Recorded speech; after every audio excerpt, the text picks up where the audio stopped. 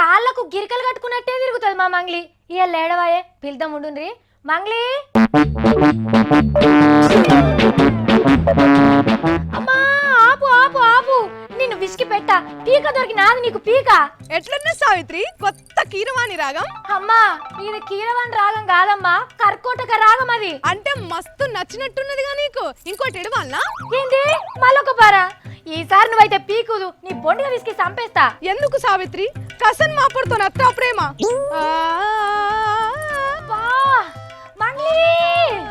నువ్వు నా ఎదురుగుంటేనా 2 వయసులోనే బీపీ షుగర్ అసంటి రొటీన్ రోగాలు ఎందుకు తెచ్చుకుంటావు? ఇగో చూడు జంగిల్ మంగ్లీ, నాకేం రోగాలు లేవు, నువ్వే నాకు కొత్తగా తెప్పిస్తున్నావు హై బీపీ. అబ్బా కూల్ సవ్వక్క cool. Why are you shouting? నా లెక్క స్వీట్ గా రాగాలు తీయింగ్. ఓ పిల్ల, ఇచ్చంత్రాలు ఇంగ్లీష్ మాట్లాడినావంటే పచ్చి పులుసు చెవులో చంపేస్తా. ఏమనుకుంటున్నావు? అబ్బో మా సౌల్స్ కి బాగా కోపం వస్తున్నది కదా.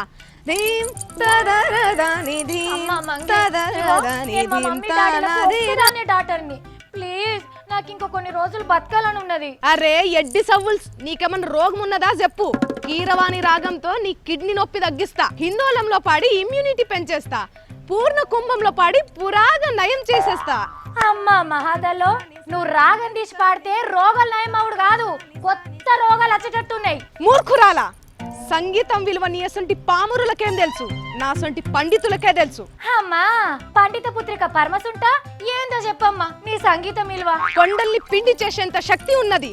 క్యాన్సర్, అల్సర్, అల్జిమర్ అసంటి మొండి రోగాలను కూడా పోగొట్టే జగమొండి సంగీతం. ఏ మస్తు చెప్పినవుతి గట్లనా? సరే ఎవరన్నా ఉన్నారాడా రాసుకొని రమ్మగారి మాటల్ని. నీచురాలా, నేనున్నాను సినిమాల శ్రేయ పాట పాడితే వాళ్ళ నాయన కాళ్ళొచ్చినాయి.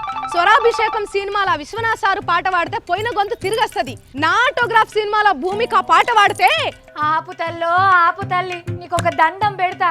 శాస్త్రి సావిత్రి, నిజం, సంగీత రాగాలతోటి రోగాలు పోతాయన్న మాటలు నేను చెప్పడం కాదు, పెద్ద పెద్ద సంగీత విద్వాంసులు పేరు అయిన పెద్ద మనుషులు అంటున్న మాటలు. అట్లనా? మందులేసుకుంటా లచ్చలు లచ్చలు ఖర్చు పెడితేనే నయం గాని రోగాలు ఈ రాగాలింటే నయం అవుతాయా? అవును, ఎస్. మంగ్లీ సంగీత థెరపీ క్లినిక్ పెడతా. గది గనక క్లిక్ అయితే ఈ మంగ్లీ అంత లక్కీగా ఎవ్వలుండరు కదా చాపిత్రి. చూడు పిల్ల, సంగీతం వింటే జరసేపు ఆనందం అనిపిస్తది, మనసు నిమ్మలమైతది గాని రోగాలు తక్కువ కావు. నైనమ్మతో నమ్మకుంటే నీళ్లు లేని బాయిలో రాయి కట్టుకొని దుంకు. సరే నువ్వు చెప్పిన మాటకే అర్థం. ఇక చూడండిరయ్యా, ఇప్పటి సంది దవాఖానకు పోతే 2 గోళీలకు బదులు 2 కీరవాణి రాగాలు, పొద్దుగాల్లో పారి మా పట్టుకోపారి. ఇక మధ్యాహ్నం పూట హిందోల రాగం వినమని డాక్టర్లు షిట్టీల మీద రాసిస్తారు కావచ్చు.